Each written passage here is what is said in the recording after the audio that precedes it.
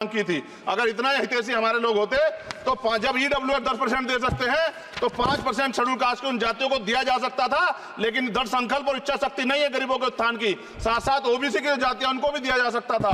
ये जो हमारे साथ खेल किया गया है, ये खेल जो है इसमें बहुत गुस्सा है। सरकार को संज्ञान लेना चाहिए और सत्ता और विपक्ष दोनों जो है अपना स्टैंड क्लियर कर दें, क्योंकि दलित समाज, आदिवासी समाज इसको देख रहा है। Shri Chandrashekhar please.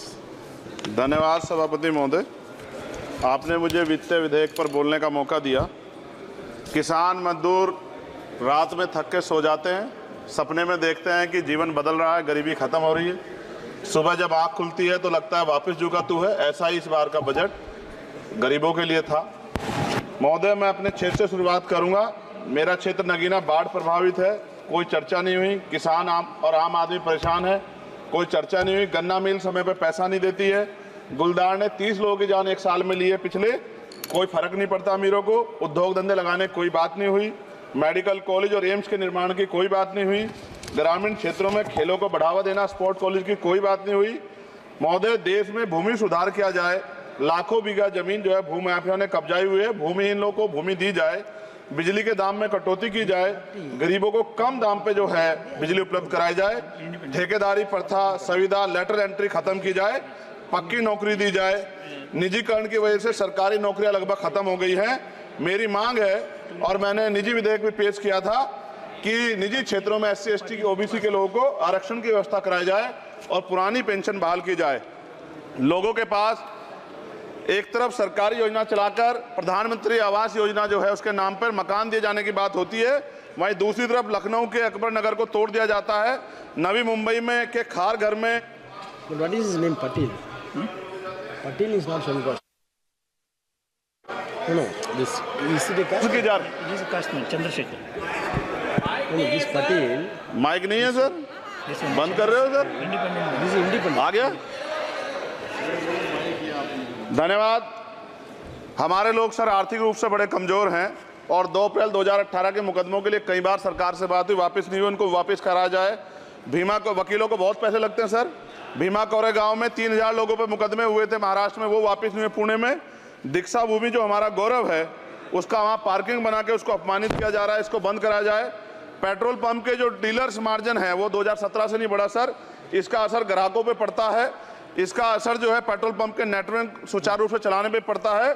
Diesel margin की बढ़ोतरी ना होने से हजारों कर्मचारी, लाखों कर्मचारी जो वहाँ काम करते हैं उनके जीवन पर असर पड़ रहा है। सहारा का में 10 करोड़ जमाकर्ता का लाखों करोड़ों रुपए जमा है। कंपनी बंद हो जाने के कारण 10 लाख से ज्यादा एजेंट बेरोजगार हो रहे हैं, नौकरी कहीं है नहीं।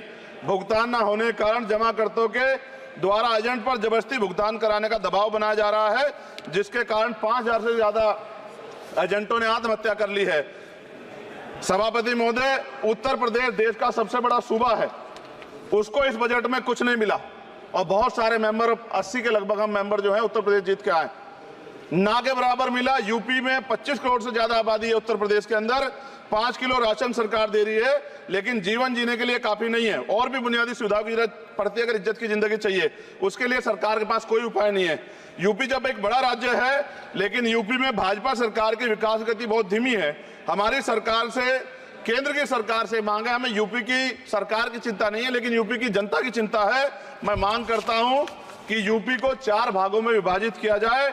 डॉक्टर बाबा साहब अम्बेडकर ने कहा था 1995 में, उनकी बुक है थॉट्स ऑफ लिंग्विस्टिक स्टेट, किताब में कहा था राज्य जितना छोटा होगा राज्य की प्रगति उतनी होगी, जनता को रोजगार मिलेगा और जनता का जीवन संपन्न होगा। मोदी, एक बात मुझे आपसे कहनी है, आपने भी ये विषय उठाया था जब आप अपनी बात रख रहे थे, शेड्यूल कास्ट के साथ जो धोखा किया गया सुप्रीम कोर्ट के जरिए, आप इस बात को इस तरह समझे। 1.5 साल पहले मैंने मांग की थी, अगर इतना हितैषी हमारे लोग होते तो जब ईडब्ल्यूएफ 10% दे सकते हैं तो 5% शेड्यूल कास्ट के उन जातियों को दिया जा सकता था, लेकिन दृढ़ संकल्प और इच्छा शक्ति नहीं है गरीबों के उत्थान की। साथ साथ ओबीसी की जातियां उनको भी दिया जा सकता था। ये जो हमारे साथ खेल किया गया है, ये खेल जो है इसमें बहुत गुस्सा है। सरकार को संज्ञान लेना चाहिए और सत्ता और विपक्ष दोनों जो है अपना स्टैंड क्लियर कर दें, क्योंकि दलित समाज, आदिवासी समाज इसको देख रहा है।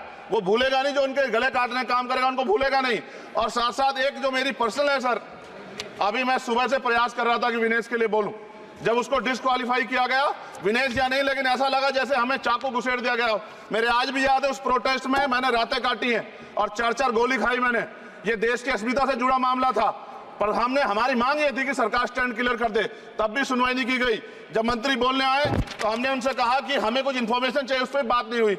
सवाल ये है सर, एक गोल्ड हमारे लिए आ रहा था, और जब ये गोल्ड आता देश गौरवान्वित होता।